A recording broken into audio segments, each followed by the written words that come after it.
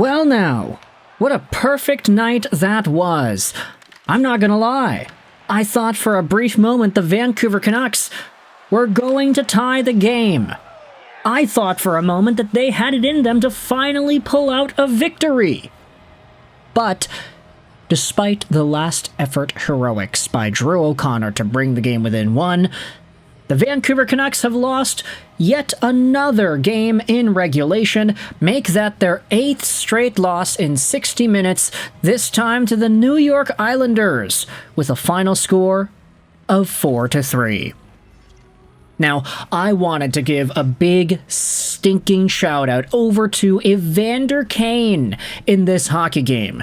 Not only did Kane Giveth, he scored his 8th of the year on a tip-in in front in the first period, but he also taketh. Because with 10 seconds to go in regulation, the Canucks pressing, the Canucks trying to tie things up, it's Evander Kane who makes the totally boneheaded play of passing the puck back down to the point where nobody is there, clearing it from the Islanders' zone, and forcing the Canucks back into their own territory, where Phil Hronek, with 1 second to go, angrily picks the puck up as the horn blasts and the game expires. Thank you, Evander Kane, for killing Vancouver's last offensive opportunity in this game, preventing them from scoring and preventing them from going to overtime. Vancouver has lost 8 straight games in regulation. If you include overtime and shootout loss games, that losing streak extends 3 more games, because the Canucks lost to Seattle and Boston in overtime in a shootout, and then they lost to Philadelphia in regulation. The Canucks have not won a hockey game since the end of December. It's been half a month. They don't win anymore, folks. And on a night like this, where Kiefer Sherwood gets flipped to the San Jose Sharks in a move that a lot of Canucks fans were expecting, but one that still kinda stings, like it or not, this is a move that I think the Vancouver Canucks needed to make. They were handcuffed by the circumstances of their own inadequacies and their record in the standings being not too great in the slightest. There was not a lot to cheer for in Vancouver these days, which is why a game like this I thought was actually a pretty good one. There was momentum, there was hype, there were scoring chances. They scored 3 goals. The Canucks don't really do that too much these days. Especially now with Kiefer Sherwood out of the lineup because he's gone over to Shark territory. But a 4-3 loss to the New York Islanders definitely is not the worst compared to what Vancouver has gone through recently. I'd even go out there and say that this game was pretty entertaining, and the Canucks had some pretty good moments coming back and trying to seal the deal. They did have a 2-1 lead at the end of the first period, and they let that get away from them with Duclair, Pulock, and Tony DeAngelo. So it's good on the Canucks. They can still go out there and blow leads, but the fight towards the end, I thought, was also pretty special to go out there and watch. Starting things out in the first period, all it took was 2 minutes and 49 seconds for Max Sasson to get his 10th goal of the season. It's a beautiful tic-tac-toe play. Pass comes over from the boards over to Linus Karlsson, who then touches it and then plays it into the middle once more for Max Sasson. He beats Ilya Sorokin, making it 1-1. 8 minutes later, it's a deep wrist shot by Anthony Duclair. He receives the puck far ahead of his body, and he just kind of digs in, fires it, and it goes short side, oddly enough. It's a really weird shot.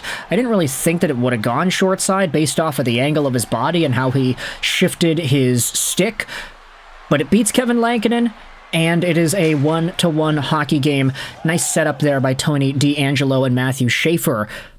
Vancouver's own Evander Kane then makes it 2-1 Canucks 4 minutes after that, after a long drive by Elias Pettersson, set up by David Kampf on the 1T. Kampf goes over to DPD, he rips a shot, and then it deflects off of E. Kane's stick and in by Ilya Sorokin. Kane also had a breakaway right before this offensive pressure was sustained, so yeah, he kind of flubbed it on that one. Wasn't able to beat Sorokin. He tried to go on the backhand, then it didn't go through. Evander Kane, had himself a night with the Giveth and the Taketh. Also, that same Matthew Schaefer that got the Duclair assist, he ended up scoring in the first period as well, but the goal was called back due to an offside. A beautiful play where he walked in and waited for Brock Besser and Kevin Lankinen to falter out of position as he cut across the middle. Unfortunately, it doesn't count, and the Canucks have the lead 2-1. 2-2 is the score in the second period with 6 minutes to go in the frame as Anthony Duclair on the man advantage is able to get it to go.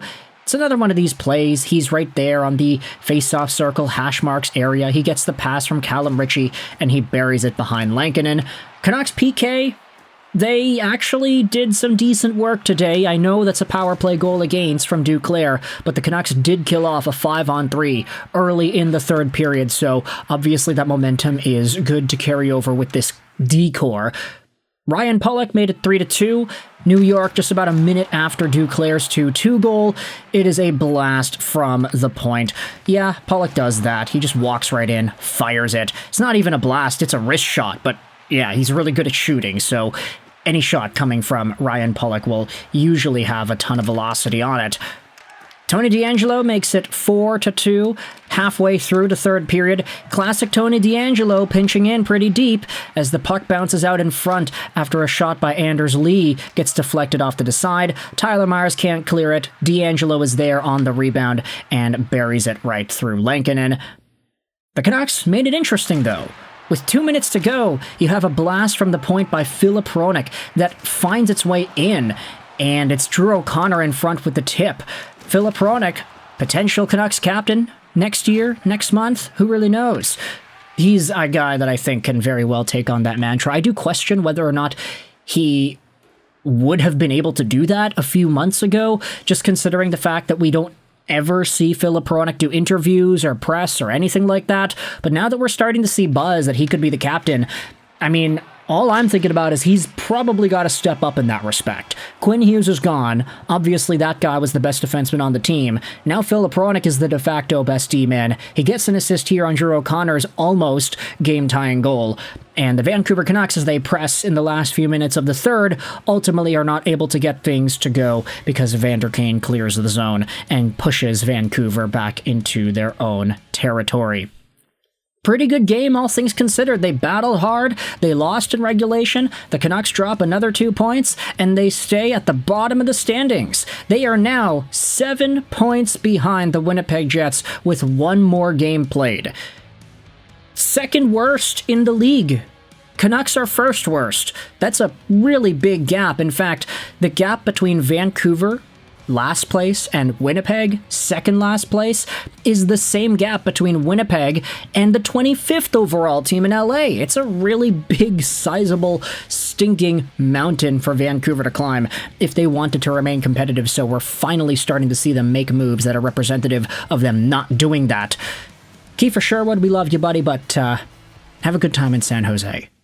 And hopefully the Sharks don't do too well, so the Canucks' second-round picks can continue to climb higher up the ranks. Thoughts in the comment section below about this game, Vancouver versus the New York Islanders. I hope you enjoyed this video. Sign on, and bye.